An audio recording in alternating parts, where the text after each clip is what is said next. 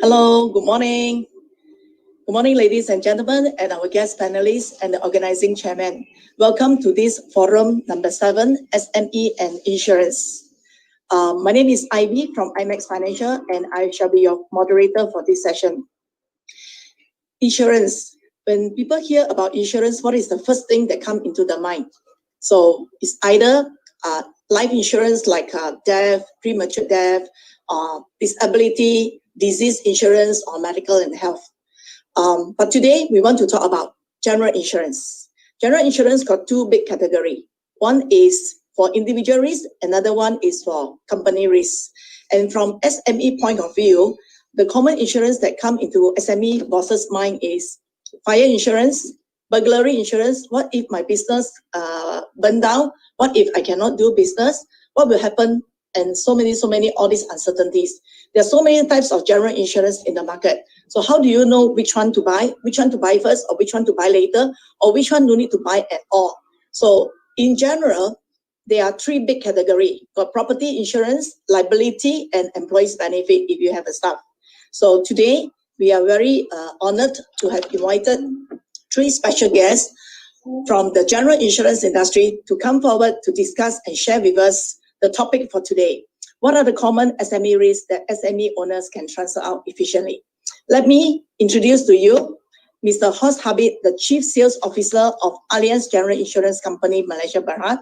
We have here Mr. Simon Chin, Assistant General Manager of MPI-Generali, and Mr. Eugene, Regional Manager from Affin General Insurance. Ladies and gentlemen, let me ask our special guest to acknowledge and say hello to you. Can I invite Mr. Eugene to say some words with the audience? Thank you. Thank you very much, Ivy. Good morning to everyone. My name is Eugene. I'm from AXA General Insurance. I'm happy to be here. We should have a lot of fun. Thank you. Thank you, Mr. Eugene. Can I invite Mr. Simon? Hi, good morning, everyone. I'm from MPI-Generali. I've been in the industry for 30 over years. So it is something that is good that we share back to the public or to the industry or to everyone out there. Thank you. Thank you, Simon. Mr. Horst, good morning to you. Would you like to say something to the audience? Hello, guten Morgen, Josan, Kale Wenekam, Selamat Pagi. As you can see, I'm already Malaysian. I'm a very long time here, and I'm very honored and happy to be part of your forum here today, and hope that we have something to say which is interesting for your viewers. Thank you, Mr. Horst. If you have any questions that you would like to ask the panelists, you can type in your comment box. And towards the end of this session, we shall have a 10 minutes Q&A, and we will run through the questions to the panelists later. So now, without further ado, I would like to invite our first panelist, Mr. Horst, and I would like to ask you the first question on SME business insurance. Mr. Horst, can you share with us what type of insurance the SME businesses should prioritize now, especially during this trying period when cost is a factor for everyone and business is also uncertain? And why is it you say so? Mr. Horst, please. Thank you. Yes, what is the most important insurance for an SME in the moment is, of course, a wide question. So I'm trying to be very precise and very clear. To me, the most important insurance for any shop, any SME, any company in the moment is something which helps you to continue your business. Because the lockdown actually for 2 months gave a big dip already in the turnover. But even after the lockdown, if you look into shopping centers, you have less customers. So if now anything additional comes to you as an SME or a shop that you have to close, probably you won't be able to take it anymore. So you would need an insurance which helps you to sustain another period of closure of your shop, if that happens. So, and with this, of course, all insurances which were developed the last 10 years are not really addressing the issue which we have today, which is pandemic, which is COVID, which is Corona. And here you have a very new risk, which is very real. If you just think about now in every shop, customer go in, you have to scan your personal particulars in the app. You have to take your temperature. You can imagine what happens if one of your customers was infected with COVID. The Ministry of Health will come 1 week, maybe later, to your shop and say, you had a customer last week who is now infected. You will have to close down your shop. You will have to disinfect your shop. You will have to test all your employees against COVID before you can open again. And this might need at least a week to do so, and it costs a lot of money. Just to give you an example, if you have a square feet of 10,000 for a shop, it will cost you about 15,000 ringgit to do a disinfection, which is good enough for the Ministry of Health to allow you to open again. So this particular part is a new risk which you need to be aware of. And for some shops, it might be too much. If you have to carve out another 15 to 20,000 ringgit, you might not be able to survive already. So this is something which you will find in the new Allianz. Now I have to make a little bit of advertisement for our product. New product which is called a Smart Retail Shield, where we include this particular cover. We call it Inconvenience Relief Benefit, and it covers the shop if exactly that happens, what I just described. But more so, also if your shop has to close down because of a water damage, because of a fire damage, you will get a daily allowance up to 2,000 ringgit for about 180 days, which hopefully will give you enough money and space to recover. So in my opinion, beside the usual fire, burglary, money, that for me is an important additional coverage which every SME, every shop in the moment will need. Can I do a little bit more advertisement? Because this particular product which we launched 2 months ago not only provides this particular cover if you have to close your shop, but it also gives you all the, we call it miscellaneous covers, which is burglary, liability, glass insurance for your storefront, money, for free for the first year of insurance. So you actually only have to pay the fire insurance, and the rest is free. Plus, you will get this cover for closing down your shop. So I think it's a good product in the time, and we only launched it about 1.5 months ago. That's why it's very much developed with the pandemic situation in mind. Yeah, this is actually what I wanted to say in regards to priority, in regards to what is the most important cover you need. And of course, if you want to have more information about this, if you want to know more, you can always contact I-Max, who are selling this product for us as well, and get some advice from them. Ivy, does this answer your question? Thank you, Mr. Horst. Yeah, the question is very well answered. I heard about some like inconvenient relief benefit. Yes. All right. So if I hear Mr. Horst say correctly, even if because of COVID-19, the business cannot operate, so there'll be no business, no cash flow. So during this time, if the policy has this benefit, Allianz will pay to the SME business owner a daily allowance up to 2,000 ringgit a day, right? How much would roughly 2,000 ringgit a day the premium will cost to SME? Okay, let me just be very specific so that you don't get it wrong. We pay if your shop has to close down because either your staff or your customer is infected and the Ministry of Health will close you down. We do not pay if there's another lockdown and everybody has to close. This one we don't pay. So it has to be specific to your shop or to your company. So number two, I have here a sample premium because the premium depends a little bit upon what occupation you have, whether you have general merchandise or whether you have plastic or whether you have a clothes shop or restaurant. But averagely for 1,000 ringgit daily sum insured for about 180 days, you will pay 68 ringgit a year. So it's actually quite cheap. All right. Okay. Thank you so much, Mr. Horst, for the great insight. I think to our SME owners here, many of them maybe it's the first time to hear that such a cash relief offered by an insurance company. On the same topic of COVID-19, we are seeing a lot of businesses are having difficulty to cope, and some may need to just have to go slow or close down, or some may need to stop hiring people, or the retrenchment come into picture. So in order just to survive. So I'm thinking if there is any insurance that can protect the SME community from the SME employers, in the case that if this employee were to charge against the bosses, what can they do, and what is your view on this? Thank you, Mr. Horst. Okay, that's sadly, in a way, a very short answer. We don't have any insurance for that.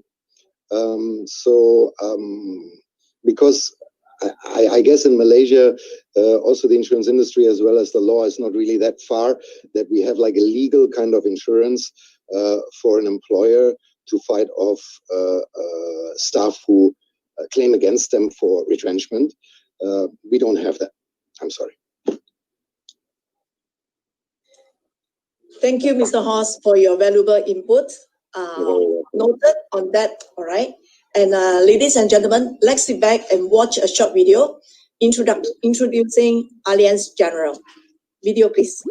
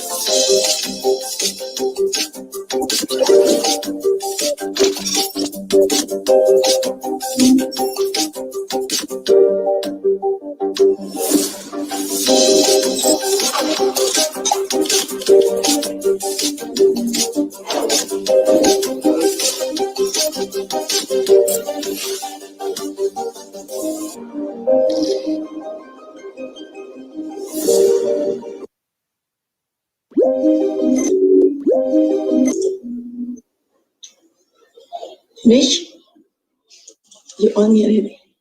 Okay, thank you. Next, I would like to bring on Mr. Simon from MPI-Generali.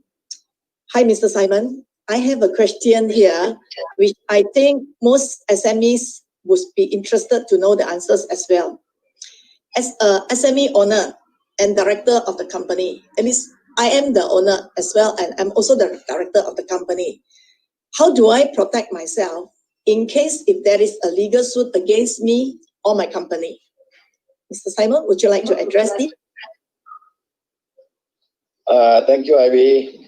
Good morning, everyone. And thank you, Horst, for his very good explanation on this product.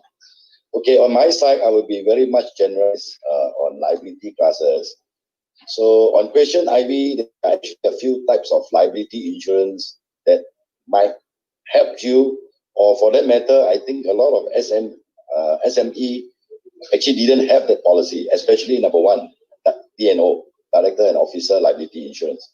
So this is one class that actually does not, you don't need to be a big company to qualify. A small partnership company, you can also start buying, right? And then the next one is professional indemnity, especially if you are professional or you are providing services where it's actually protecting your company's reputation, or in the event of unknown event that upon your services provided, you might be subject to lawsuit that you don't know about, or something that could have happened many years ago. You can actually retro-date it, right? And product liability. Product liability is something that you could have, you are selling now, you could have manufactured it, or you could have imported and rebranded it into your name, and then you sell it in the market, and something happened to your customer, your client. So this is something very unknown, especially for a small business, right? Of course, the last item is public liability, which is very, very common. a lot of insurance product even throw in a public liability. But of course, product liability, the public liability will give you a certain limitation where it don't cover your professional work. It only cover about pure negligence or accidents. Okay. Let me jump straight into the D&O. On the D&O side, you actually, if you purchase a D&O, the company will first underwrite you and will ensure that your company are in a good standing before the product is sold to you. It's not mean that anyone can come in and say, I want a D&O, and you get a D&O. No. So this, if you have a D&O, it actually puts your company in a level that even in this crisis now, you are looking forward to bring in funds or new partner into your company. If you have a D&O, actually a new partner will come in and look at you and say that, okay, you have a D&O. If anything wrong with your financial report or things that are misleading, so at least the new investor got a way out of at least suing you or suing the company, I mean, per se, right? So this is one thing that you elevate yourself to a standing that you can attract investors to come in, especially in this time, you may need to do some expansion. Bank is very difficult in giving out loans. So you may want to call for private investment or even sell off some share to small shareholders, right? So when you come to PI, all right, very common out there, some occupation, like if you are a lawyer, you are architect, it's compulsory that you need this professional indemnity. But you are not aware of actually professional indemnity can be sold to any professional company who provided services, even to people who are doing ID design, right? Or even there are companies who do security guarding service, right? Or even to companies who do audit, all right? We even, I think recently we even have a case of a company who comes to Malaysia to audit our LRT lines to make sure that the IT and the train are working well. So that company actually requires a PI. They just came here, they don't have a PI, right? So these are some of the examples. So when you come to product, okay, the product is, if you are a company, you are manufacturing something or you intend to bring in something that you want to rebrand into your local brand or your own company's name.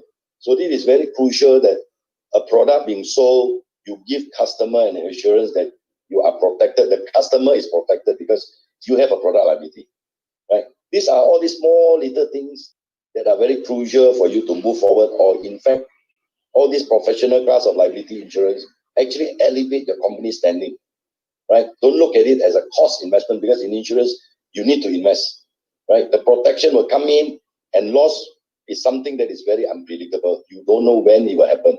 For a PI, sometimes it may happen 2 years back. But what happened now if you are, you know, whether you got a policy or not. So actually PI provide you a retro rate, right? Because it's based on claims made basis. So if you need further information about all this professional class insurance, actually I-Max Financial has got a well-trained group of advisor who can actually advise you on this, right? On the other, especially on the D&O part, so there are actually a lot of extension within the director and officer cover, where they even give you protection to cover things, example like, you know, sexual harassment as alleged by your employee. These are very common now that's going on, and there are further extension that you can actually seek for the different details of the cover, right? Otherwise, there are simple D&O or complicated D&O. Okay, anything else, Ivy? Thank you, Mr. Simon. There are so many types of liability insurance. So for the SME, just now the question that we are concerned is, what if as a SME owner, as also as a director, if you are being sued? So this is just one part of the insurance, which is D&O, like what Simon said. So I also didn't know got sexual harassment insurance for that. So many. I just would like to ask, roughly this kind of policy or D&O policy, and also just now you did mention about professional indemnity. If a company already got a D&O, do you need to buy a professional indemnity? And if yes, what kind of premium that the SME owners got to look at? Okay, good question, Ivy. Actually, for any PI policy or D&O policy, out in the market, the range is starting from around 1,000 ringgit. actually it's already very cheap. Many years ago, it used to cost at least 10,000 ringgit just to get the policy. And if you're a small company, nobody will sell to you. As at today's market, I think our product are getting more and more mature. And we also understand the setup of company which are more transparent now, rather than in the past, they got a lot of hidden books and all that. So therefore, the PI or the D&O policy actually become cheaper. And also because of the qualification of the people who runs the company and the financial report. So you can even start from a small limit with 1,000, and then as you go along, as you expand the business, if you can afford it, you can actually increase the limit. Yeah, right? You can increase the limit to 1 million and so, and you just keep going on. All very much depends on, this is like an umbrella. You bring it out, before it rains, you just get it ready. Right? You will never know something might happen. Or even, like if you need to expand your business, sometime when you discuss and you need to merge your company with someone else, if you had a D&O, it's much more easier for you to start negotiating and start talking. All right? Because people will look at you as you are a company with good standing, you have a financial report that even insurance company accepted your risk. Right? Obviously, any of these PI application or D&O application, a form is required to be completed. You have to declare truthfully all the questions being asked. And obviously, it has to come along with an audited financial report. So that's where they judge your company's background, and they will do some underwriting work, all right, to check you out before they even selling it to you.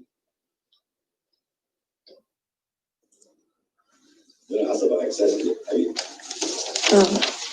Thank you, Mr. Simon. So from what I can take away from Mr. Simon's session is, do not use insurance policy, especially liability insurance, just as a form of paying your losses, but you can use it also as a way of marketing too, because it actually elevates your credential in the marketplace. And second thing is, if you are looking for fundraising or new shareholders to join your company, maybe you can also consider your company to look into some kind of liability insurance, which is relevant to your business nature. All right, thank you, Mr. Simon. And now I would like to ask the SME owners to sit back and enjoy a video from MPI-Generali. Video for MPI, please. Generali has stood the test of time. On a foundation of Italian heritage, we have grown into a leading international insurer. Generations of experience allow us to look at the big picture and see what matters. We understand global, but more importantly, we understand local. We know that every market, every country has its own unique flavor. In Asia, we are forming the right partnerships and joint ventures to bring our experience and expertise to this rapidly expanding market.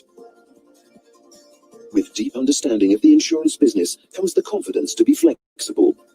We adapt quickly to new markets. We understand the needs of our customers, from employees and individuals to SMEs and large corporates, so we can tailor intelligent solutions that suit your needs. We provide forward-thinking support and infrastructure. Our digital channels connect our agents and distribution partners. We have a comprehensive program responding to feedback at every point of contact, because we value our customers' experience and their customers' experience too. At Generali, we pay attention to the details. We protect the life of the people you love, so you can focus on what really matters. Generali, simpler, smarter, faster. Thank you. Okay, we have come to our final panelists for today's forum. Let me welcome Mr. Eugene from AXA General Insurance. Mr. Eugene, the current COVID-19 pandemic has increased overall Malaysians' awareness on medical coverage. More and more people have started to review to see what they have in their medical card. What is your opinion on how insurance company can encourage more SME to provide medical coverage to their employees? Good morning, Ivy. Thank you very much for the question. Yes, I mean, in the current situation of the COVID-19, apparently it's true that Malaysians have increased the awareness level with regards to medical coverage. And we do have an issue because medical cost is one of the higher costs. Medical costs at private healthcare currently is increasing at a rate of about 12% per annum. And a few factors that is driving the increase of costs could be the advancement of medical technology, currency depreciation, consumers' behavior, lack of price transparency from medical provider, regulatory changes, and also a higher prevalence of non-communicable diseases. So in view of this increase of cost, in our opinion, SME should provide a medical coverage to their employees by two reasons. One is to attract good talents, and also second, to retain good talents. So what can SME entity do? Company who are new in providing medical coverage, we will propose that they go slightly more leaner in the way that buying a basic group medical coverage with lower benefit, with a lower room and board, probably in region about 100 ringgit to 130 ringgit, and also a lower annual limit, probably starting at 20,000 to 30,000 for a start. In addition, they can encourage their staff to also buy a deductible plan, which is also cheaper for the customer to pay. So there are various ways, and we do believe that for an SM entity, they should encourage by having medical coverage for the employee, like I mentioned, for two reasons: to retain talent and also to attract talent. Back to you, Ivy.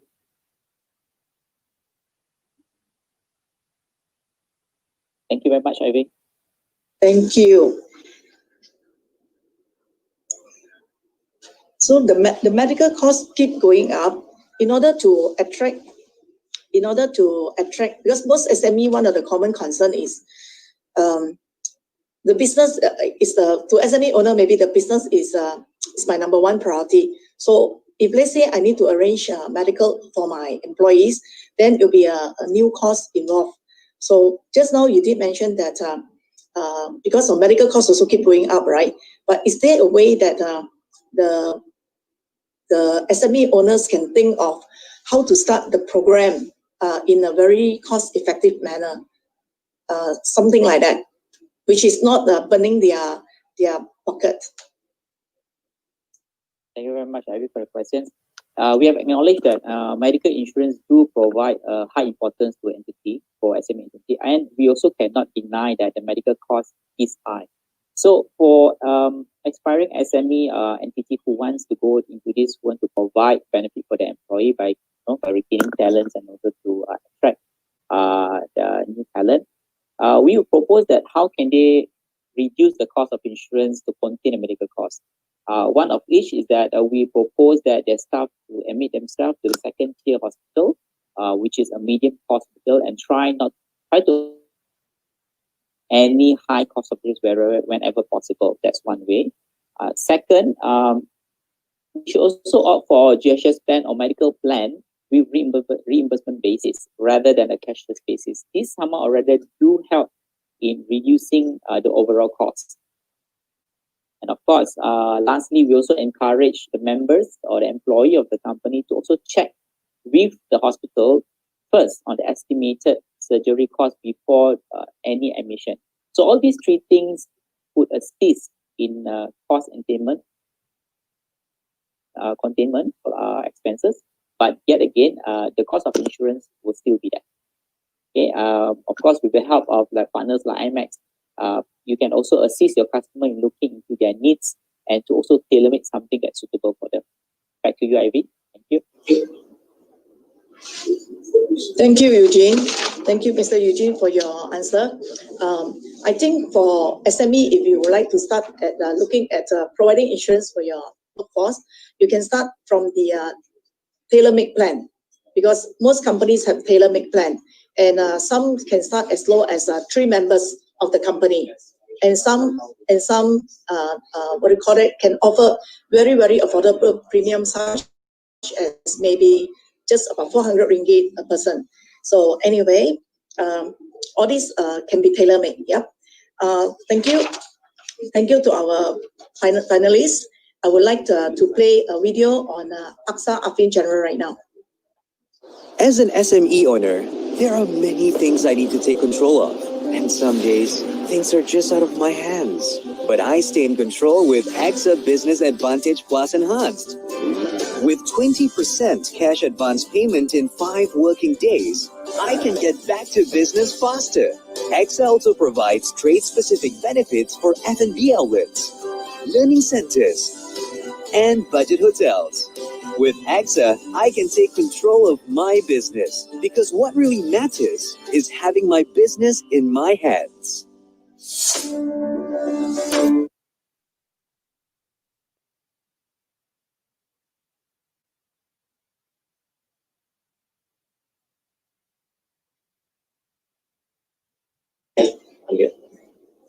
Okay, thank you. So now is the Q&A time. Let me go through some questions that we posted.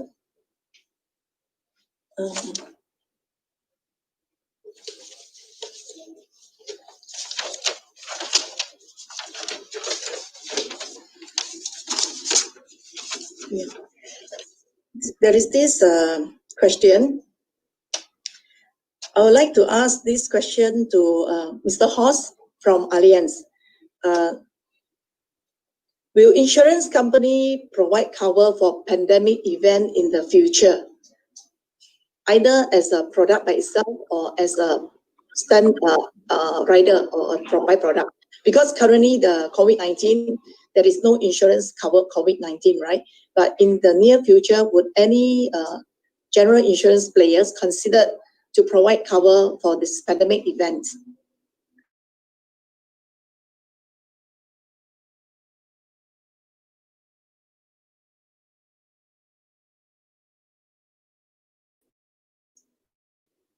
Would you like to?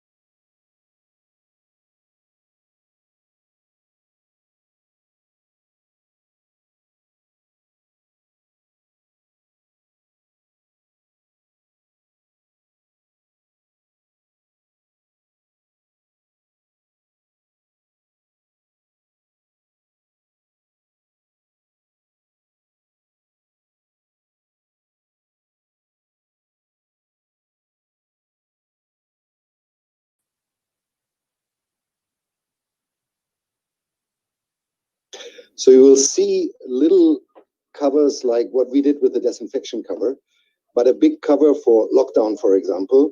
I doubt it that general insurance companies will offer this in the near future. Maybe my colleagues have different opinion, but I think that's the situation in the moment. Thank you, Mr. Horst. What is your view, Mr. Simon? In Malaysia, we don't have the capability to carry the capacity in case there's a pandemic cover. But actually, globally, this pandemic insurance actually covers a lot towards the travel insurance part, where they got cancellation and all that. So even in this part of the market, what we heard of or what I read from the news, many of these who are in this travel insurance market, they are also closing down, or because they are just paying too many claims. They already exceeded whatever they have capable of paying. So at this moment, until and unless a vaccine is out there, right, they may cover you COVID-19 upon a vaccine being invented someday or whatever. But a new pandemic out of a different virus may be excluded. So it's always talking about, you may get this now or tomorrow, but you won't get another disease cover of a new disease. because they always goes back to, is the vaccine invented? Is the vaccine effective? So I hope you accept the answer. Thank you, Mr. Simon. Thank you, Mr. Horst, for your answer. We have more questions coming in from the Facebook line. There is this one question I would like to ask Eugene. Say that buy insurance is very easy. When come to claim, very difficult. So how do you address this from the perspective of an insurance company? Okay, thank you very much, Ivy, for that question. So I believe, I would say that the question is rather general. Okay, buying insurance is easy, but making claims difficult. So I'm assuming a few things here. I'm assuming that probably the customer do actually face some difficulty upon making an insurance claim. So there are going to be situations where the client or the SME owner or the insured faces something not expected in terms of claims when the claims being paid out. So there is always a reason why a claim is either not paid or not paid to the fullest. Then we need to look into how the insurance is purchased. So I would say that it's probably a bit unfair to say that whenever a customer buy an insurance, it's easy, but when they make a claim, it's difficult. So it goes back again to all the on how the customer purchases insurance. Of course, we have professional intermediaries like I-Max. So the first thing first, when a customer wants to buy an insurance, whether it's a SME insurance, a liability insurance, even a medical insurance, we need to understand what is it that they want and what is it that they want to cover. So subject that upon incepting the policy, everything is looked into properly. Coverage is provided adequately.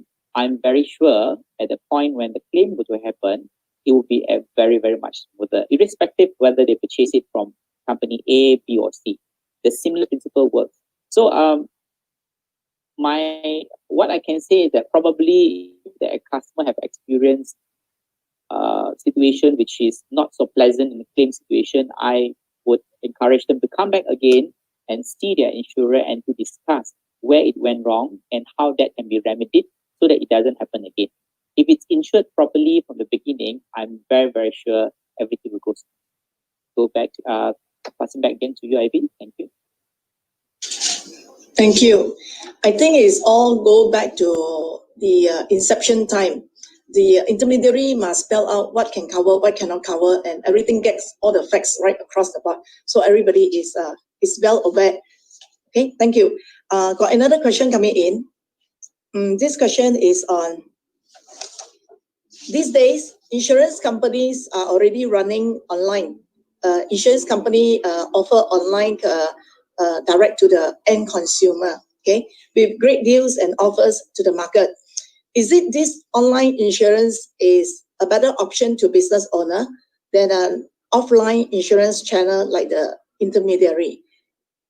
Mr. Horst, would you like to take this question?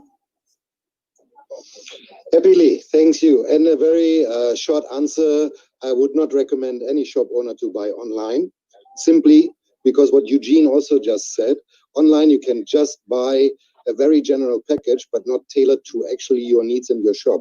You cannot tell me that a restaurant needs the same cover than a clothing shop. So, and online you cannot really have any proper advice, which only an intermediary like I-Max can give you.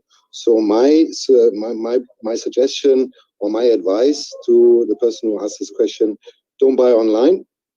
Buy online only if you know the product by yourself good enough, like a travel insurance, for example, that makes maybe sense.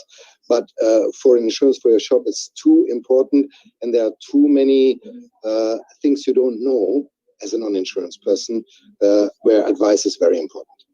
Thank you. Thank you, Mr. Horst. Eugene, what is your view on this? Yeah, thank you very much, Ivy. I would like to echo what Mr. Horst mentioned. When everything is going digital and online, there's a lot of praise going to that. So before we go into online, we need to understand who are we selling things to and what we're selling. So online platform, it's making it easy for business owner to find information, but insurance customer journey, especially for SME, it's not as simple as it seems, like what I mentioned earlier and also what Mr. Horst mentioned. It is a very delicate situation where we need to understand the information from the customer itself, what is it that they need and so forth. So, in fact, in AXA itself, product information can be obtained easily via our website, but we have more than 5,000 partners like I-Max themselves who are able to provide and assist an SME entity to look for the correct coverage they want. So just reach out to our business partners so that our business partners can understand what is it exactly do you want, and they will then give you a proposal or a suggestion what is adequate for your business.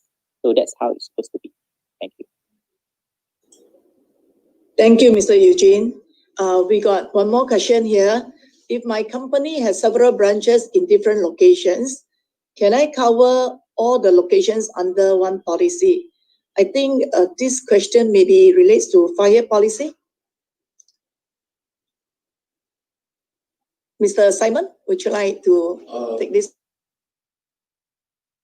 When you talk about any insurance policy, if you want to put everything into one policy, like different location and all that, it's ever possible. It's ever possible because a policy, if you drive a policy as a fire, then all your location must be on the same class fire. If you buy a policy on burglary, then all your location is under one burglary policy, right? So if you've got a public liability policy, you can cover any branches within Malaysia into one public liability policy. So that is very, very doable, very common actually for corporate or for those with retail branches, right? But you cannot combine multiple classes of insurance into one. It will be a bit difficult unless they come up with package product. All right.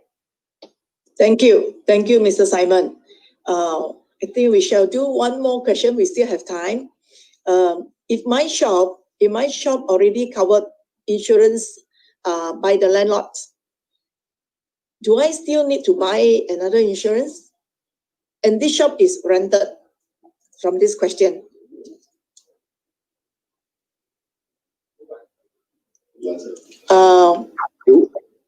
You want me to answer?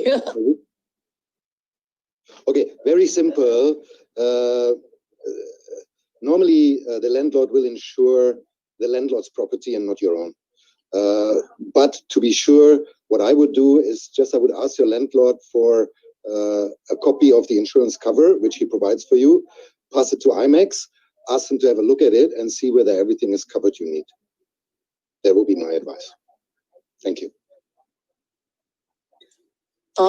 I got one question here for liability insurance. One participant asked, just now you mentioned about the D&O insurance and some professional indemnity insurance. Is there any exclusions or access that the client can negotiate with the insurance company before placing the product with the insurance company? Mr. Simon, would you like to take this question? Thanks, Habbig. Okay, when you come to this point, all PI policy or D&O policy actually come with a deductible. But there are some peril, we call it peril, or we call some covered risk, they don't attract deductible. So in generally, they are, unless you go in detail into a policy, otherwise it's very general, in very general term, yes, most product risk, an accident, bodily injury, then deductible won't apply. So it depends on different circumstances, right? So sometimes the deductible is applied to actually helps reduce the premium. You know, like some people may ask for lowering of the premium. So the deductible actually comes into play.